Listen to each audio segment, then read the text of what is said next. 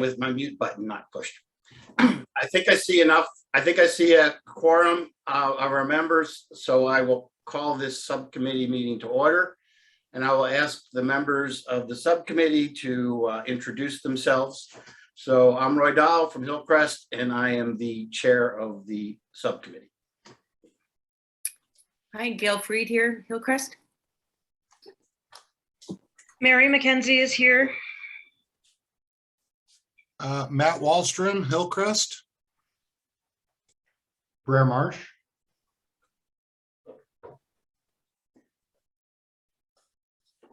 Okay, I didn't see Lou yet, so she could still join. All right. I'm not sure if she's back yet. Do you know if she is? Oh, that's right. She was going away somewhere. Yeah. I guess she isn't then. Okay, so tonight the city has a presentation on the results of the survey. So I will turn it over to Shannon to introduce that work.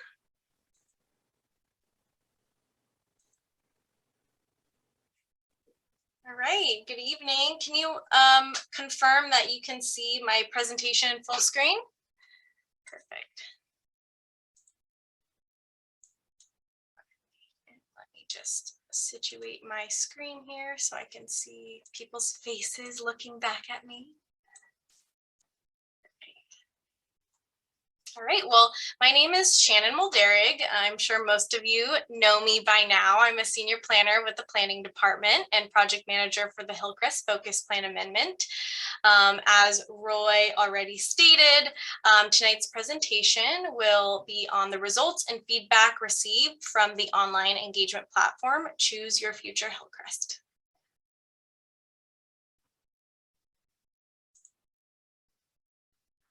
All right, and with me tonight is Claudia Brizuela, Senior Traffic Engineer, and Scott Sandell, Parks Planner with the city, who will both be available for any questions during the discussion portion of the evening. And presenting with me is Gabriella Folino with Diet and Batia.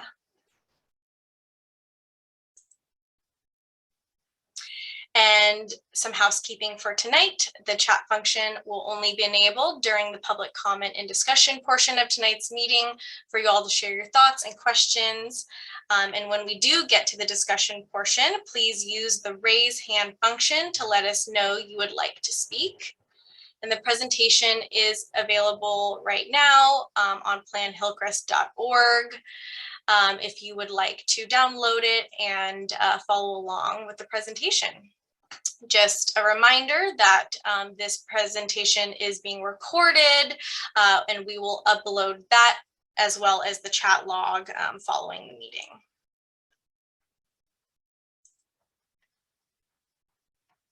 So again, we'll present the results and feedback received from the online engagement platform, Choose Your Future Hillcrest. We'll talk about some next steps for Plan Hillcrest and then have a subcommittee discussion with public comment.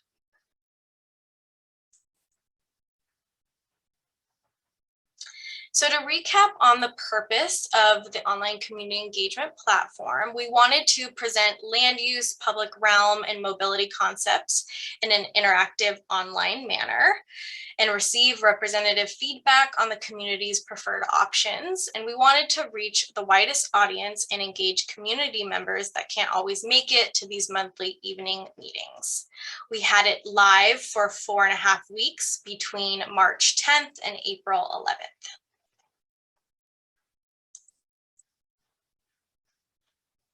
And to provide an overview of how we promoted the questionnaire, we had it available on the website, planhillcrest.org. We announced it at multiple meetings here at the subcommittee, one Uptown Planners meeting and one Uptown Parking District meeting.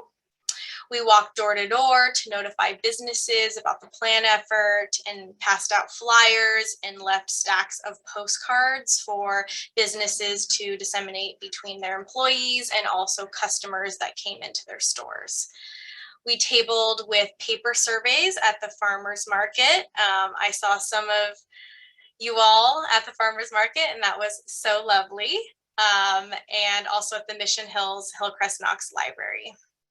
We shared this via email and various newsletters. We shared it to our over 900 Plan Hillcrest subscribers through Councilmember Whitburn's office, the City of San Diego's library email newsletter, and also the Hillcrest Business Association helped us promote it as well.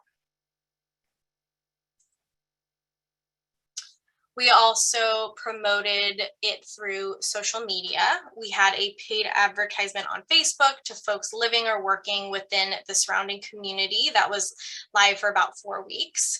We also shared it through the City of San Diego Twitter, through Nextdoor, through Councilmember Whitburn's Facebook and Twitter, and also the City of San Diego's library social media. We sent postcards to just under 3,000 renters within the FPA. And for local news, Voice of San Diego and the Uptown News also included it. And then we also did some email coordination with community partners like UCSD and Scripps Mercy, as well as the LGBT Center and the school district's Education Center campus. So we had 931 participants overall. And I will point out that it was not a requirement to complete every question. So as you'll see throughout the presentation, none of the questions received everybody's participation. The top zip code with 73% of participants was Uptown, with others from North Park, University Heights and Normal Heights, Downtown, and Mission Valley. We also had a large percentage of residents, 27% being renters, 26% homeowners, and also a fair amount of people that work or own a business and that identified they are interested in moving to Hillcrest, also property owners, college students, and other.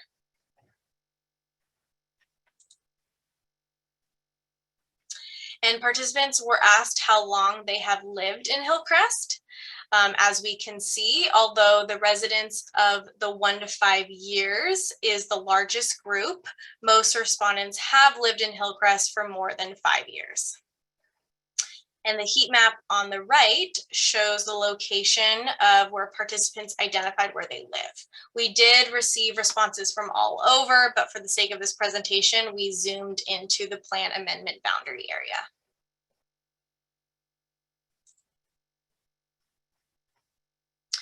So like the residents, when asked how long folks have worked in Hillcrest, the 1 to 5 year group is the largest, but most respondents have worked in Hillcrest for more than 5 years. We see a lot of responses from the 2 medical campuses, UCSD and Scripps, as well as within the commercial core and around the hub and University Avenue on the east.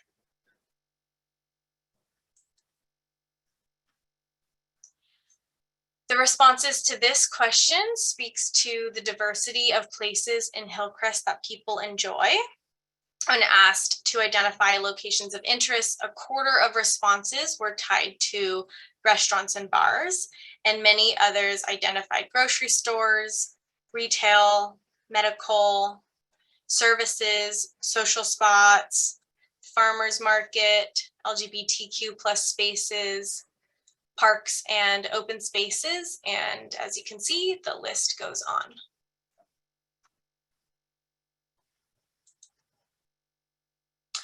Here we have demographics. We can see our survey respondents were close to being representative of the race and ethnicity in Hillcrest. What is most notable is a underrepresentation of folks from the Hispanic, Latino, or Spanish origin.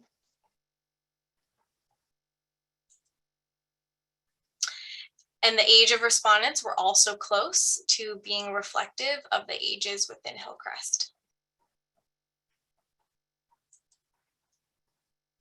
And I'll pass it off to Gabriella.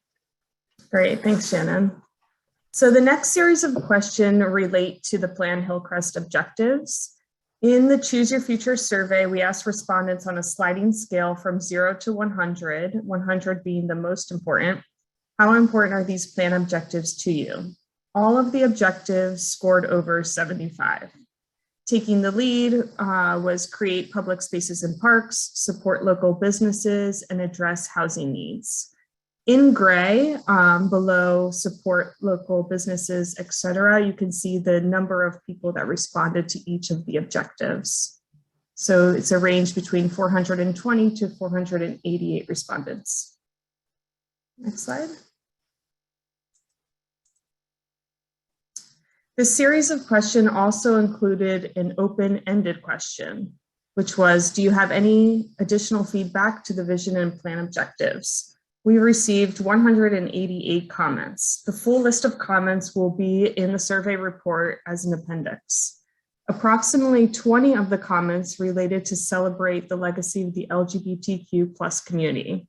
And here are just a few examples of those. Some of the comments included adding signage to celebrate the LGBTQ+ community on the main streets, providing a safe and welcoming neighborhood, and preserving historical sites and buildings. On the right-hand side, you can see a finer grain detail of the breakdown of the sliding scale results, the number of respondents, and the average in gray below the bar chart.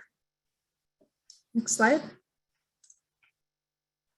Approximately 15 comments related to the Create Public Spaces and Parks objective. The comments included the need for small community green spaces in the center of Hillcrest, places for shade, greening the streetscape, and providing walking and running trails, amongst other comments. Next slide. 55 of the comments related to the Strengthen Connections objective. The comments included the need for parking within the area, fast, efficient public transit, bike lanes, and providing micro-mobility options. Next slide. We only received a few comments related to support local business objective. The comments included keeping locally owned businesses and creating outdoor dining that still allows for the use of the sidewalk. And then the final objective, address housing needs. Approximately 55 comments were related to this one. Topics included more housing in the area, no high-rise buildings, affordable housing needs, and homelessness issues. So really a range of comments here.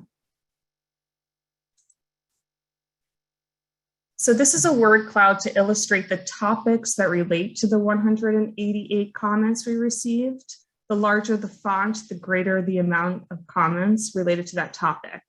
So as you can see, topics such as enhancing public transit, providing affordable housing really received a large amount of comments. We also received comments that were not directly related to the plan objectives, and those included things like climate change and safety. Next slide. The next series of questions related to the public spaces and parks. So in the survey, we displayed 3 options. Option 1, which was lower intensity urban buildings that would require more land area and present less opportunities for public spaces and parks. Option 2, with more intensity, there could be opportunities for wider sidewalks, street trees, and benches. And option 3, taller urban buildings require less land area, presenting opportunities for plazas, pocket parks, paseos, and courtyards. The question we asked was, what options do you think are most appropriate for Hillcrest? And you could select 1 to 3 options there. Approximately 20 chose option 1, 35 option 2, and the majority chose option 3 at 46%. As you can see in gray, 735 people answered this question. And then the last question related to public space and parks. We asked respondents to place a pin of where they would like to see public spaces and parks. 508 pins were placed on the map. As you can see, respondents would like to see public spaces and parks really throughout all of Hillcrest. Large concentrations of pins were placed along Normal Street and in the core, especially at the intersection or on some parcels surrounding University Avenue and 6th Avenue. We also asked an open-ended question. So that's on your left-hand side, the word cloud.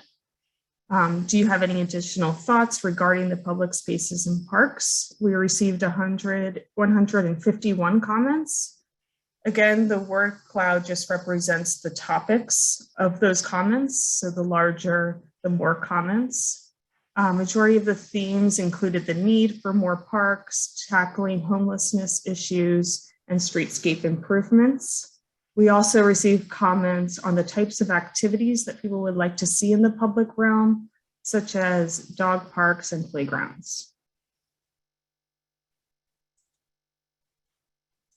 So we'll now get into the questions that were tied to the 3 different sub areas.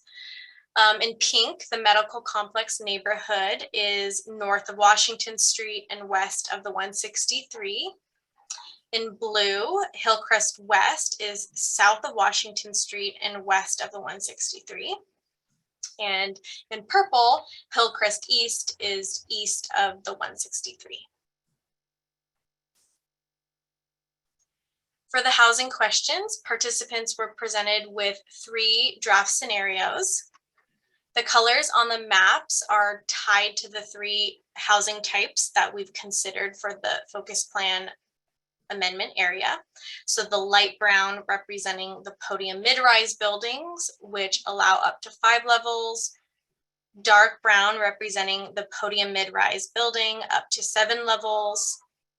And the purple representing high-rise up to 20 levels. So for the medical complex neighborhood, there were 3 scenarios proposed. All 3 scenarios proposed high-rise centered around the core, sort of between 4th Avenue and the 163. And I do want to clarify, because we use this word core a lot in the survey and also in our speaking points. And we use that term not to mean a specific geographic area, but just to generally refer to the central retail and commercial heart of the community, focused generally around 5th Avenue and University Avenue. So scenario 1 proposes more intensity along Washington Street. Scenario 2 proposes more intensity up the 4th Avenue transit corridor. And scenario 3 is in between the first 2 scenarios and focuses intensity near the core and enforces the idea of a gateway and a sense of arrival when entering into Hillcrest from the 163. Both scenarios 1 and 3 received a lot of support, with scenario 3 receiving the most support.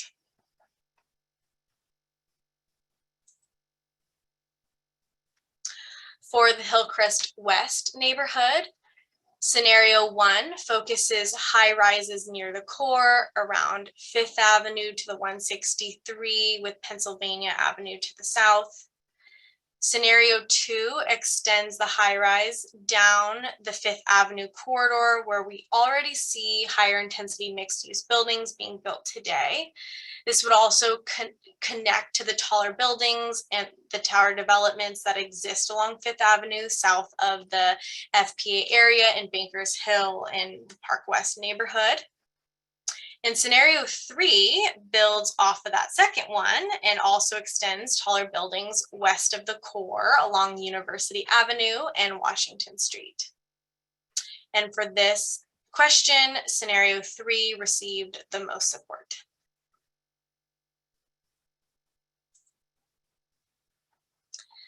For Hillcrest East, scenario 1 focuses intensity along University Avenue and Park Boulevard corridors.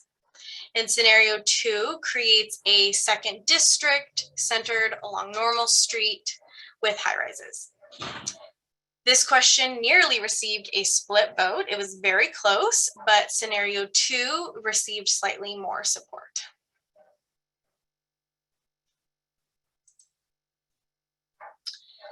And between all 3 housing questions, 309 comments were received through the open-ended responses.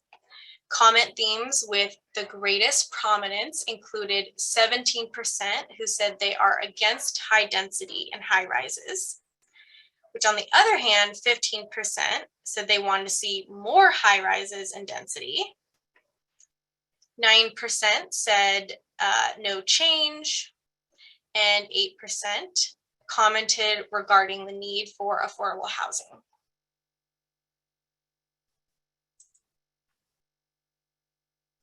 Now on to the mobility questions.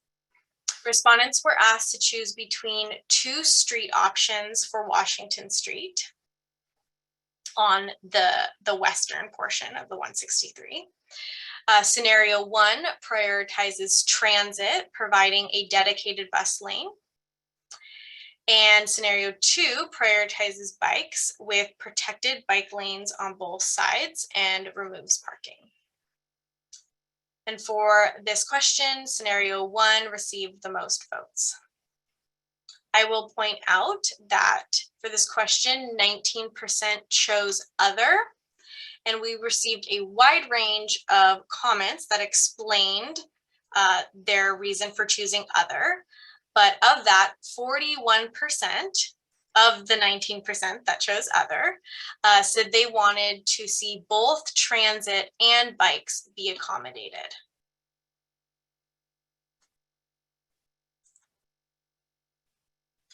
For the portion of University Avenue between Front Street and Fifth Avenue, scenario 1 maintains two-way operation and proposes unprotected bike lanes and accommodates parking. And scenario 2 proposes a multimodal corridor with a one-way couplet and proposes protected bike lanes in both directions. The results were close for this question, but scenario 2 did receive more support.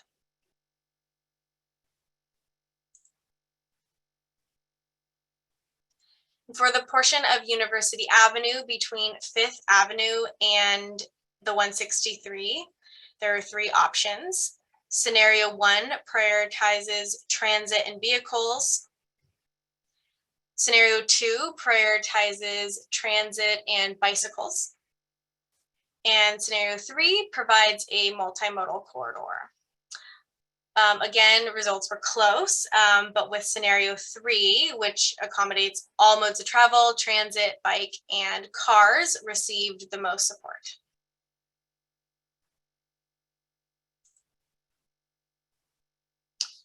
And now moving to the east side of the 163, the portion of this portion of University Avenue had 2 scenarios. Scenario 1, transit and bike only.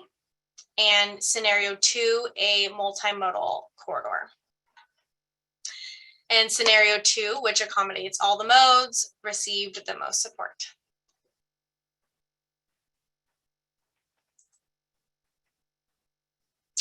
And between all 4 mobility questions, 527 comments were received through open-ended responses. And comment themes with the greatest prominence included 17% who said they wanted to prioritize both bikes and public transit together. 15% said they wanted to increase or improve public transit generally. 10% want to preserve or add parking. And 7% want to see enhanced streetscape improvements.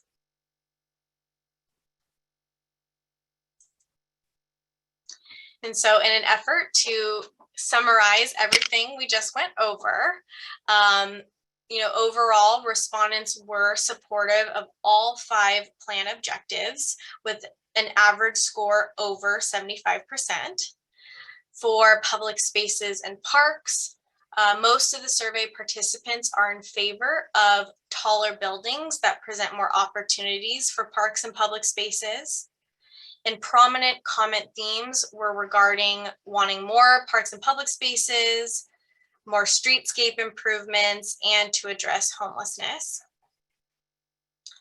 For housing, the majority of survey participants are in favor of higher intensity near the core, with a second district around Normal Street on the east and along major corridors, University Avenue, Washington Street, 5th Avenue, 6th Avenue, and Park Boulevard. In comment, themes for housing were focused on the amount of density, either in support of higher density or against, and also affordable housing, parking, and historic preservation. And for mobility, most participants chose mobility options that prioritize all modes of travel, transit, cars, and bikes.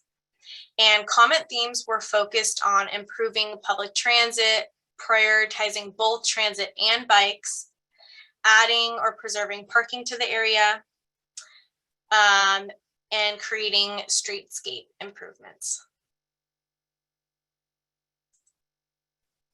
So to get into next steps, we do plan on coming out with a report that summarizes all the results from Choose Your Future Hillcrest, and we hope to have that ready within the next few weeks. We'll have that available on planhillcrest.org, and I'll also send out an email blast so you all know when it's ready. And we are going to use the survey results along with all the feedback that we've been receiving from the subcommittee and through all of our engagement efforts to inform further refined mobility concepts and land use concepts, and really all concepts for the Focused Plan Amendment. And to get into our plan for future meetings, in June at our regular third Thursday meeting, we plan to present refined mobility concepts. Then in July, the date is to be determined. We'll set that date before our next meeting. We have some scheduling conflicts, but for July, we plan to come forward with more refined land use concepts and supplemental development regulations to regulate urban design, building design, public spaces through a community plan implementation overlay zone. And then we'll take, again, everything we've heard. And in August, Roy and I were just discussing this earlier today. We're thinking of going to the broader Uptown Planners with a special meeting that's in person, and presenting both the recommended mobility and land use concepts. So, and then in September, we will present all of this to the Planning Commission in a workshop, and that date is to be determined. And then to kind of zoom out. Shannon, hold up. I just realized that the way you presented it, it didn't come across the way it needed to. Yeah. And that there was a second set of slides that talked about the work the subcommittee would be doing after the fact. So the way it looks here, it looks like we're coming to an end in September. That's not the case. Everybody should understand the subcommittee just gets started working after September. So I just want to make that clear to everybody. Thank you.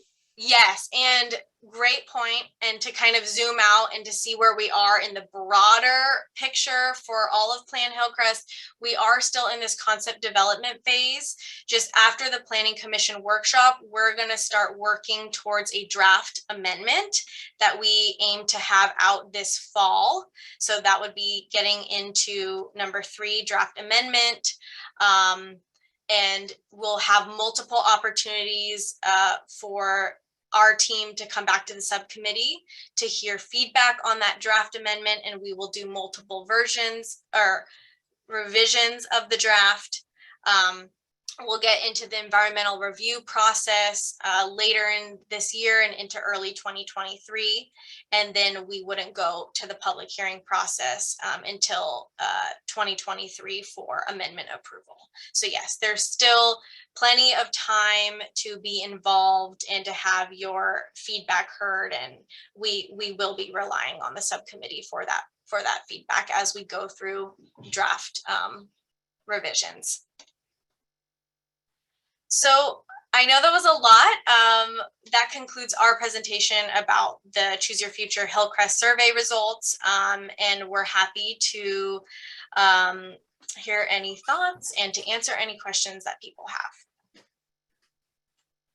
All right, as is normally the case, we will first hear from members who are not on the subcommittee. And we'll ask that the subcommittee members listen to their comments in forming their own comments that'll come after that. So you can, if you'd like to speak to what you've seen and give comments, you can use your little hand thing and we'll recognize people. There was a lot of material, I understand. You don't have to repeat your survey results. But if you have some reactions to the survey and how it was done, what the results look like, we'd like to hear it now. Tom, you're first person. You're recognized.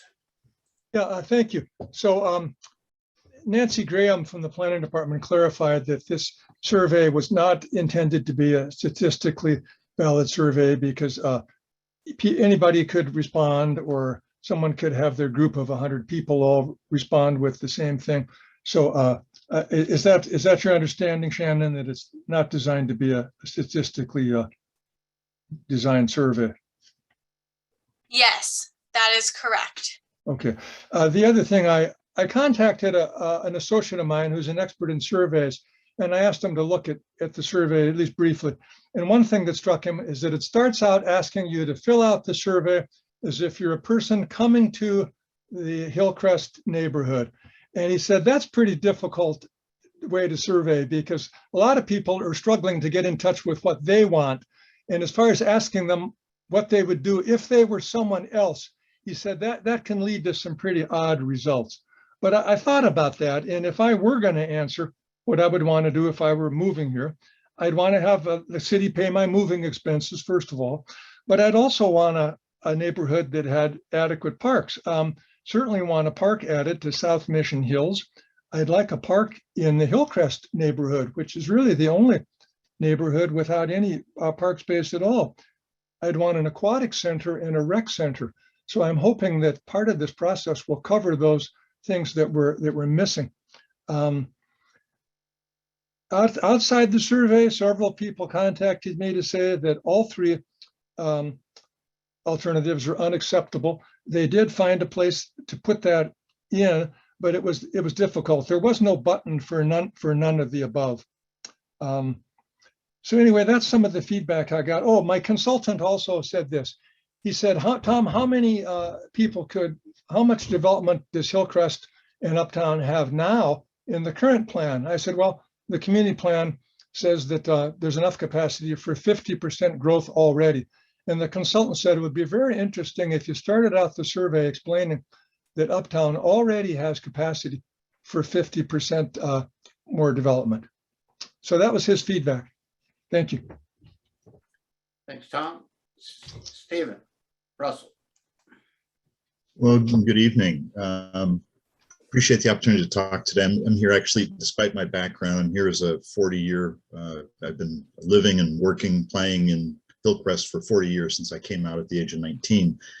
And so obviously I have a lot of friends here, a lot of business owners who are friends. I've been on the Hillcrest Business Association. I've run the Hillcrest Cinemas. So I feel like I've got a good grounding and I know a lot of people here. So what I just want to say is that the findings resonate with me, that a lot of the concern that we have is that when we were younger, we could afford to live here. I used to pay people, I'm almost ashamed when I ran the Guild Theater, we could pay minimum wage. People could afford to live in the neighborhood and work in the restaurants, work at the theaters. We need to get, obviously we need affordable housing in order to accommodate the folks who make Hillcrest work. So my overall, I will support what Tom said about we do need some parks and rec center. I'm hoping that the Ed Center, that redevelopment has a great opportunity to provide us with recreation opportunities. But by and large, what I'm hearing in the survey resonates with what I hear from my friends, colleagues, long-term residents here at Hillcrest. And I thank you for taking the time to reach out to everybody. Thank you. Michael.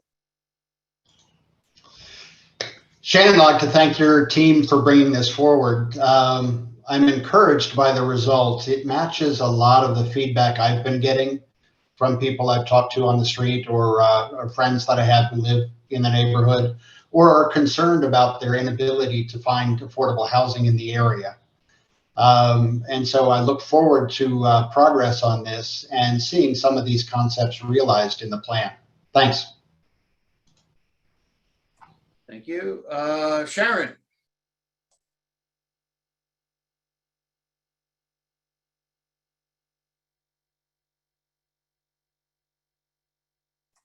Sharon, you're on mute. Hello. Hello. Okay. I am very impressed with how close this over 900 people, how the participants match demographically with the community in terms of age, in terms of race. They're much better. They match much better than the planning group here does. Much more representative. I know Tom has said he has concerns, but I know he realizes he's only one of the over 900 people who took this survey. And a couple of his friends might have said something, but obviously they were in the minority if they don't like the results. So surveys may have not be perfect, but we're trying to come up with good recommendations, good information for the planning department. And I think this survey does a better job than anything else we've come up with. And I'm very impressed. Thank you. Thank you, Sharon. Who's next? Ian. There we go. Yeah, I'm impressed by the results. I'm not sure why we have to poo-poo those results. You know, I don't know if we have to go with a plus or minus 4% accuracy, but it illustrates that people are looking for this whole plan, Hillcrest, to be a placemaking situation. So it's a destination. It's, you want to go to Hillcrest, you want to live in it. It's a place-making event and area. You feel good. You feel good living there. And so I guess the idea is that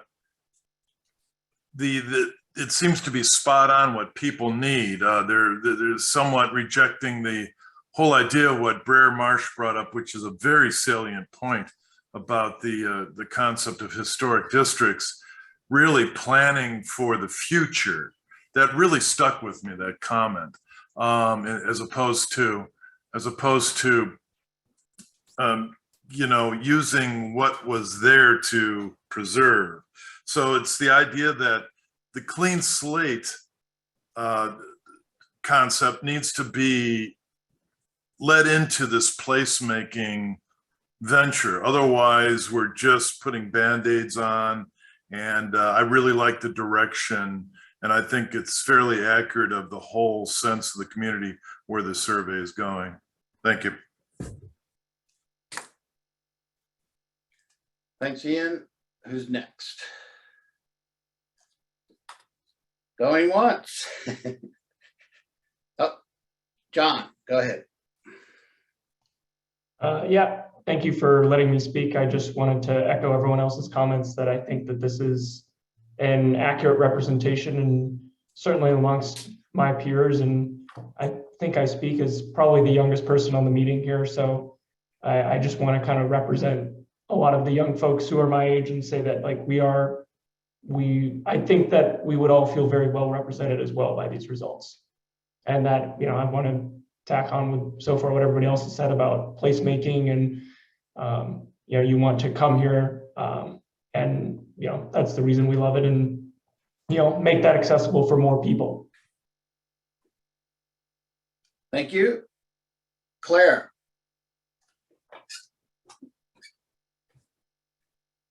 You're on mute.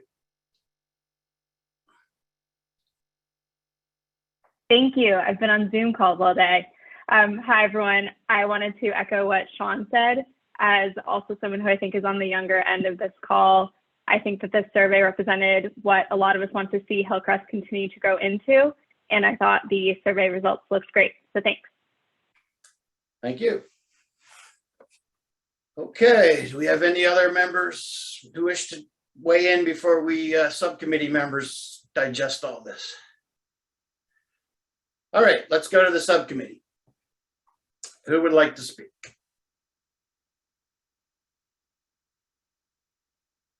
Mary. Gosh, I'm going to try to be quick about this, but I wrote down a lot. And Shannon and your team, I really appreciate the work you put into this because I know it was a lot of work. But I sort of want to echo a little bit of what Tom said. And actually, there is a question at the end of it. To me, when you talk about, and it was the same when you did the presentation here before you had the results. To me, discussing the models, the language is loaded. Talks about who has parks, who has benches, who has shade, who doesn't. And in fact, I don't think we have any control over that if we give it over to a developer of a mid-rise or high-rise building. So that is a question. Where did those characteristics of those models come from? But the other things, I'm wondering why Scripps Mercy is not discussed when you talk about UCSD.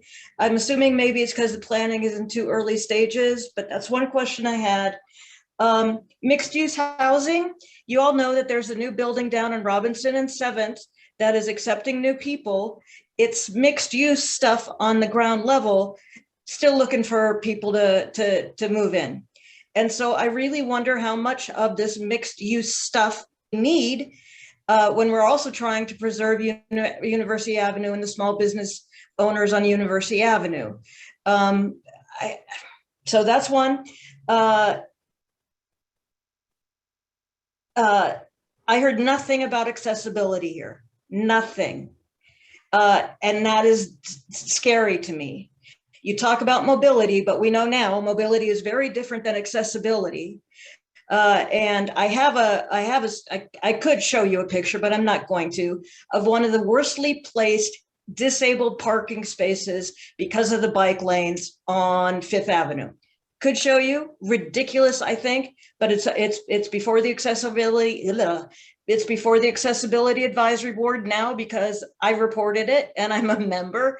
So as a member, I reported it and asked, is there something else I need to do? No, it was sent to the right place. So there's still a lot to be done on accessibility before we give bikes the right of way over everybody.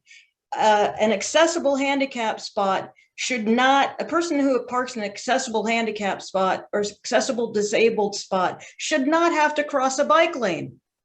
Sorry. I'm almost done.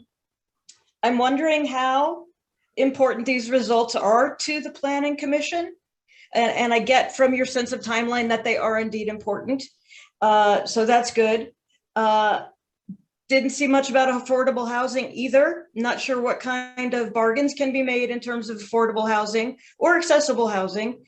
Some of these are just my thoughts. I'm not sure they all require a response, but if you want to, that would be great.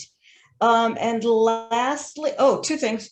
Everybody who wants all modes of transportation, that's unrealistic. And I hope the planning group knows that. You can't have everything on one street unless you get rid of the buildings on that street.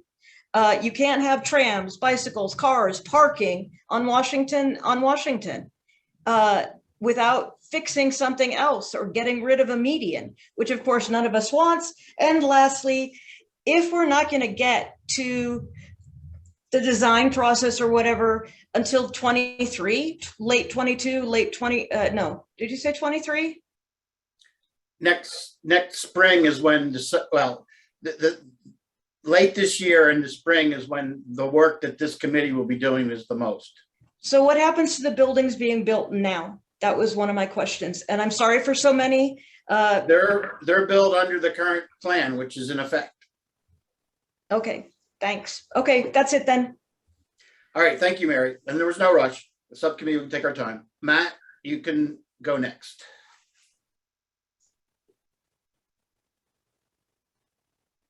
Okay, hi. Yeah, I really do want to echo what Mary McKenzie just said about accessibility, especially as we're supposed to be accommodating for aging in place. Designing for only a certain demographic is not only bad planning, but also inherently discriminatory. Should think that that'd be obvious, but unfortunately, it's not the case from what we're seeing in any of these options, which second point is all very leading. Again, we don't have any build out numbers about any of these. We don't have the answers that we've been asking about what is required for build out density based on the fact that this was all mostly funded by an SB2 grant to increase density. So, I mean, built into the funding for the plan that we're talking about is that there is a predetermined level that we have to reach on density, and we're not getting those answers on this, which is incredibly problematic. But getting specifically to the issue that we're talking about with the survey, we know that there were these 930 odd people that participated. Were any responses or participants disqualified for duplicate submissions? And or was there any quality control or monitoring of submissions by IP address, for instance, to verify zip codes of participants? I think that's an important question that speaks to, again, the fact that there's more than anecdotal evidence that multiple, that the same people submitted multiple responses to intentionally put their thumb on the scale of what the results would be, which I think is especially telling when most people that are laymen don't actually use terms such as micro mobility. That's a very telling phrase of people who have a vested interest in their own projects. And so I just want to get the answers to those questions before we move on. Again, were there anybody who was disqualified? What quality control, if any, was used? Thank you. All right, thanks, Matt. Who is next? Nobody else would like to speak? Oh, Brer, there you go. Go ahead.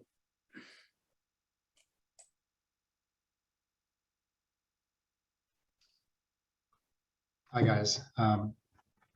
Thanks, Shannon and your team, for putting this survey together.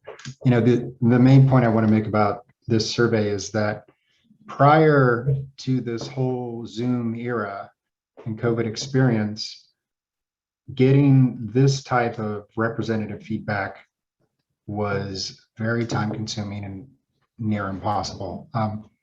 This has allowed so many more people to participate, people that don't have time to show up to in-person meetings, and people who perhaps might not have encountered a flyer or seen a stand. Having this online and having it managed by email and the internet, I think has given us a chance to really gauge the true interests of the neighborhood. Some people have complained about stacking votes. I think everyone on this committee and everyone who comes to these meetings was telling their neighbors about it and telling their friends about it. I was. And that is part of the reason for getting such a great turnout. Ease of access. And I'm sure you'll be able to improve these in the future. So thank you so much for doing this. I really appreciate it. And I'd just like to address one of Mary's comments about bike lanes and mobility issues. And yes, disability ADA access is very important. But the fact is, there are people with mobility issues who ride bicycles. There are people with mobility issues who use bike lanes. Many people who can't walk very far can, in fact, get on a bicycle and ride several miles. But unfortunately, in many parts of our neighborhood, those people are excluded from safe access because of a lack of bicycle infrastructure. bike lanes increase equity and increase accessibility in a neighborhood. My father came to visit me. He's overweight. He can't walk very far, but he can hop on a bird scooter and ride all over town and down to Little Italy with me. Bike lanes are about accessibility. So that's it, guys. Thanks so much for your hard work. Have a good night. Thank you. Any other subcommittees wish to speak before I give my comments? All right, then I'll speak. So I saw this as a step in the process. The city's required to reach out to the community, and I thought it was great that they did so. Tom and I, well, Tom was still at the chair of the planners, had a chance to review the survey before it went out. And we did question the fact that it seemed to be guided in a certain direction, but it was explained that part of the purpose of the survey was to bring the community and all the people that participated up to speed with all of the things the city has presented to the subcommittee. And I thought it actually did a good job of doing that, in that it did repeat and show a lot of the material that we've been reviewing over the last number of months. And it exposed it to obviously a large number of people. And I think it was very helpful that we did get 900 people. And I also think it was helpful that those 900 people did have demographics that seemed to be represented well in the community. And I think that is very important. I find it interesting that the members who looked at the results of this survey seemed to see the parts of the survey that they agreed with and dismiss the other side, or vice versa. Because when I saw the survey, what I saw was a very split community. I saw as many people wanting high rises as not wanting high rises. Now, I don't know what the number is, because in most of the cases, it was only like 30% of the people that even participated on one side or the other or gave a comment. But when I saw the same number of comments for and against, same number of comments were things like, I want more parking and preserve the parking. I want more transit. Interesting. Both sides of the issue, people, you normally argue one side or the other. Those of you who have known me as a member of the Uptown Planners for many years, and which is one of the reasons I will be off at the end of this year, or at least in the spring, know that I try to find compromise between the two different sides. And one of the things I have found is that this is going to be a very hard process to find compromise, because even in a survey that identified both extremes, the comments that I've heard so far seem to identify with one side or the other, and not recognizing that their neighbors may not agree, and that the idea here is to figure out what works and what comes in the compromise. So the thing is that personally, though, my biggest problem was that the transit options that we've reviewed so far are only based on the Sandag presented results of having the trolley line go through University Avenue. And those of you who are familiar with some of my comments, is as a transportation analyst, I find that to be very problematic.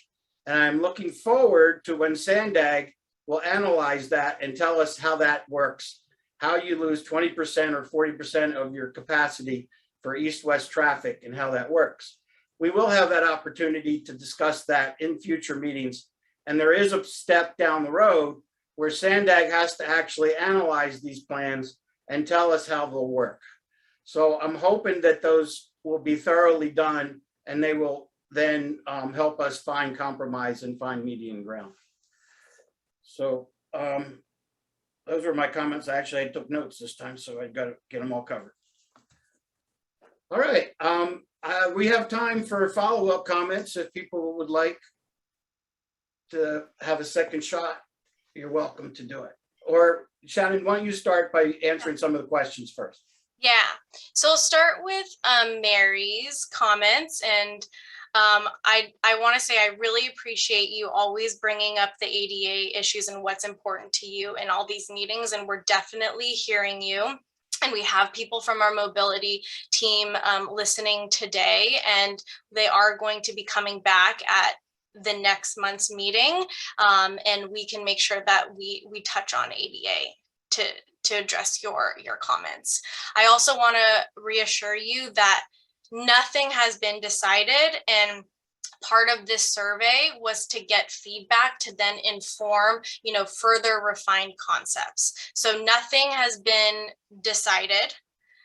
It's all part of the process. You did ask a question about where did the characteristics from some of the renderings, I believe, come from, like the details about the benches and the trees and what it looks like. And I think, and we didn't show them in the presentation today, but I think you're referring to the renderings that we had to help illustrate what the different options could be.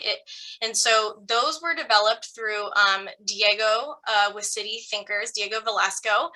And, he has a wide range of experience with development throughout the city. So he's the one who, with his team, illustrated those very conceptual things. Those are just for illustration purposes only. After the Focused Plan Amendment hopefully is adopted, what actually gets built there is going to be up to whatever that developer proposes and how it ends up being. So those are for illustration purposes only. I know, but it was on your survey, right? Yes. Yes, it was on your survey, which is why I agree it was leading. But okay, thank you for the answer. I appreciate it. So there's still time for. Yes. Yeah. You also asked a question about how we always mention UCSD, but not Scripps. I want to reassure you that we have coordinated with them. Their campus isn't proposing housing units like UCSD, but yes, you're correct. They are. They're even currently in the review phase right now with permits to develop more of their campus. But we did reach out to them to help promote our survey and have coordinated with them in the past. I can move on to some of Matt's comments or questions if Mary, you're. Yeah, thank you, Shannon. Yeah, thank you.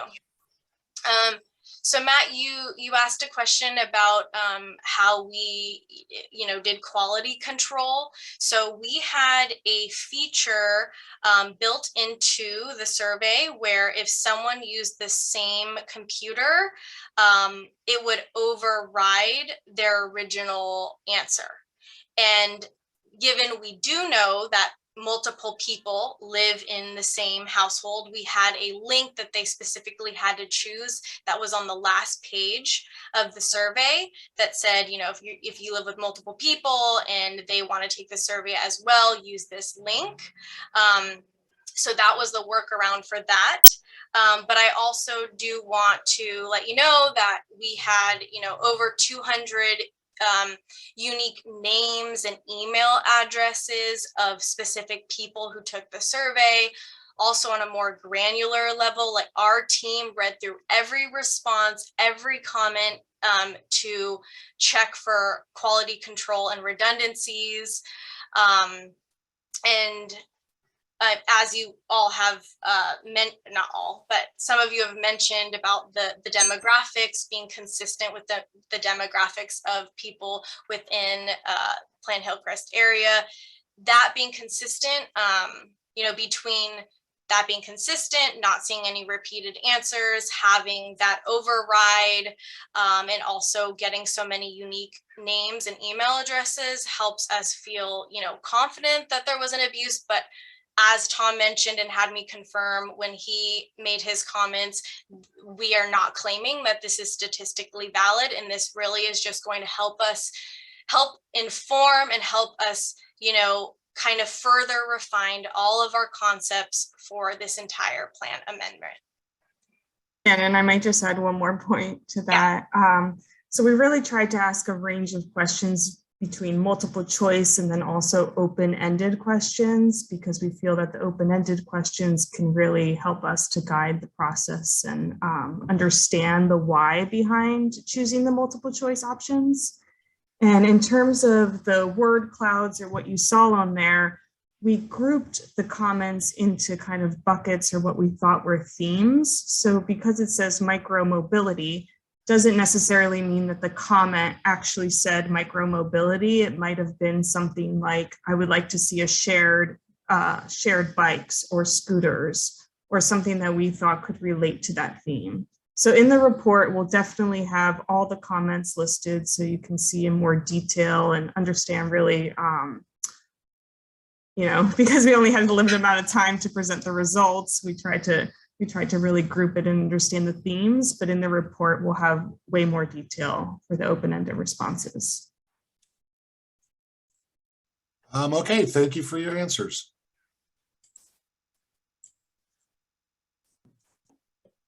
All right.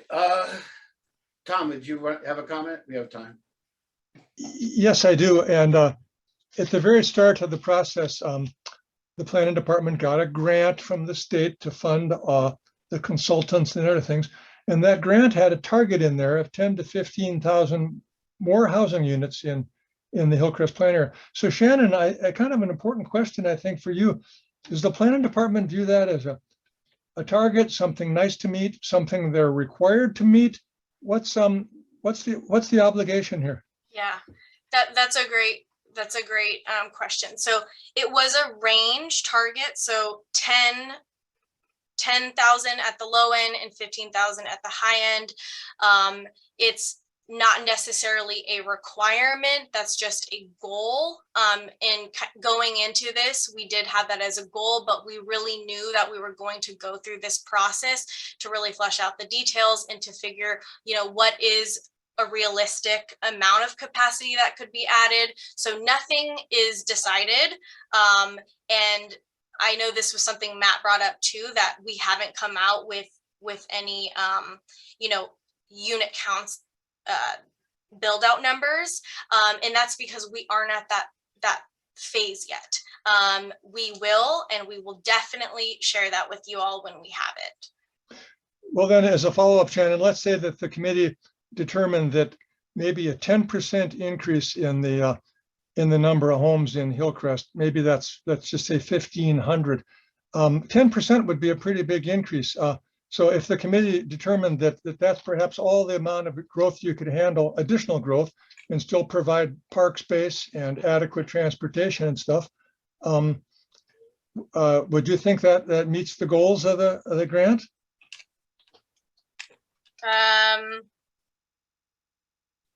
I don't know the numbers off of hand, but I can tell you that, that range that we had identified in the grant, although general, does have good reason. We are looking to significantly increase the density. And as you can see from the survey responses, there is support for taller buildings. So I think we can make it happen. It's important that we plan appropriate land uses for the transit that's currently in the community and also that's identified by Sandag's regional transportation plan. We're seeing a market demand today for higher densities in all the developments that are being constructed recently or even in construction today. And, we talk about UCSD and Scripps Mercy being these prominent features of the community, and they really are huge employment areas. I mean, we learned early on in our existing conditions report that, and this was before COVID, and so may resume again, but there's over 17,000 people that commute into Hillcrest to work. So we have a great opportunity here in Hillcrest to reduce vehicles mile traveled and to bring more housing to San Diego region. Okay, Sharon, did you have something else you'd like to add since we have a little bit of time? Yeah, I'd like to remind Tom why the city got a grant to do the Plan Hillcrest. It was part of the planning, the Uptown Plan, because the Uptown Plan had not allowed enough housing to meet our needs. The city wanted to put housing in Hillcrest, but they couldn't fit it into that plan. They needed to have a separate plan of its own to do that. But in our plan, in 1988 plan lowered the densities, and we have not been, it hasn't worked. the lower numbers don't work. And we kept them with the Uptown plan and they don't work. You may say, oh, the numbers are okay, but the proof is we are not building enough housing to meet our needs. And that's the reality. So this plan, Plan Hillcrest, is supposed to solve some of our problems and put housing in a logical place, right in where people can walk so they don't have to use fossil fuels as much. There will still be people driving, but they won't have to drive every time they go someplace. A lot of places will be closer. They can bike. This is nothing suspicious. It's part of the Uptown plan. And that was something they talked about at the time. I know it wasn't what the Uptown, it's what the Planning Commission wanted. They wanted a plan that was better for the environment, and they wanted more housing. So that's what this is about. Thank you. Thanks, Sharon. All right. So we can be done early. We got good comments from everybody. I would still remind everybody that what comments do show is that we do have groups that support both extremes, as well as a lot of people that are all over the place.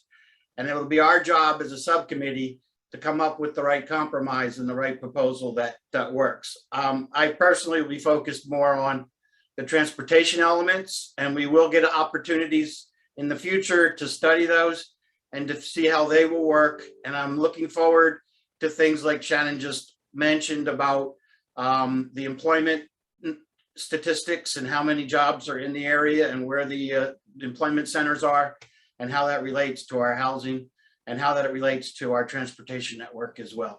So thanks everyone for your participation, and this process is only beginning. Thank you all. Thank you all so much. Thank you, Shannon. Thank you, Shannon and team. All right, yes, definitely. Thank you, Shannon and team. Bye.